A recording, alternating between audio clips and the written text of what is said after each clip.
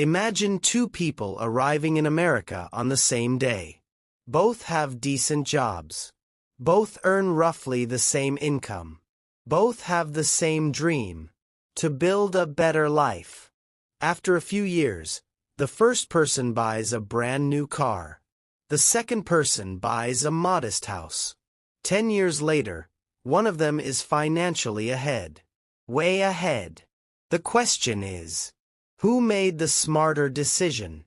The answer might surprise you, because what most people think is an asset is actually draining their wealth every single day.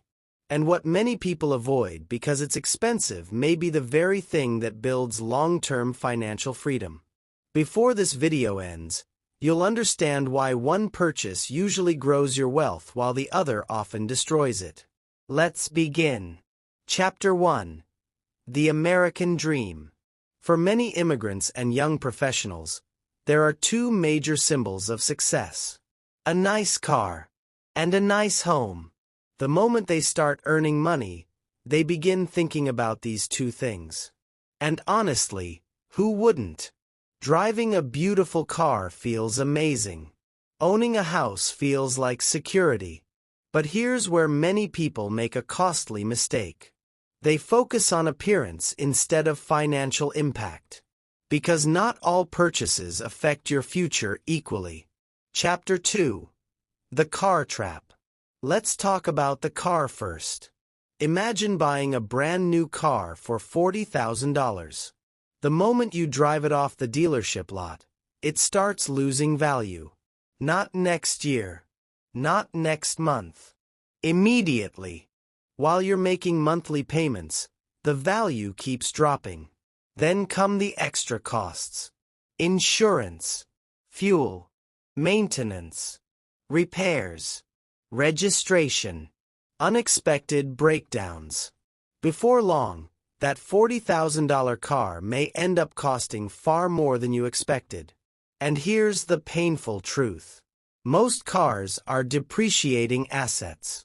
They become worth less over time. You're paying for something that's slowly losing value. Chapter 3. The House Advantage. Now let's look at a house. A house also comes with expenses: mortgage payments, property taxes, maintenance, insurance, repairs. Nothing is free. But there's one major difference. Historically, real estate tends to appreciate over long periods. While your car is losing value, your property may be gaining value.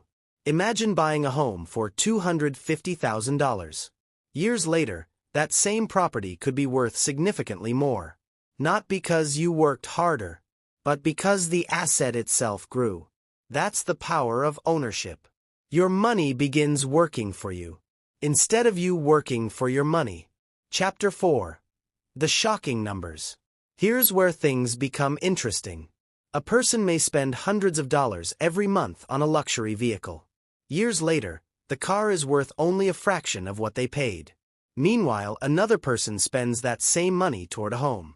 Each payment increases their ownership. Each year builds equity. Each year moves them closer to complete ownership. One person is financing a lifestyle. The other is building wealth. That's a huge difference. Chapter 5. When the car makes sense. Now, before you think cars are bad, that's not the lesson. Cars are necessary, especially in many parts of America. Without transportation, getting to work can be difficult. The problem isn't buying a car. The problem is buying too much car. Many people buy vehicles they cannot comfortably afford. Not because they need them, but because they want to impress others. And that decision can delay financial freedom by years. Sometimes the smartest financial move is driving a reliable used car while investing the difference. That's not exciting. But wealth rarely grows from exciting decisions. Chapter 6. The Final Verdict. So which is better? A car or a house? For transportation, the car wins. For long-term wealth building, the house usually wins. One generally depreciates. The other often appreciates. One continuously takes money out of your pocket.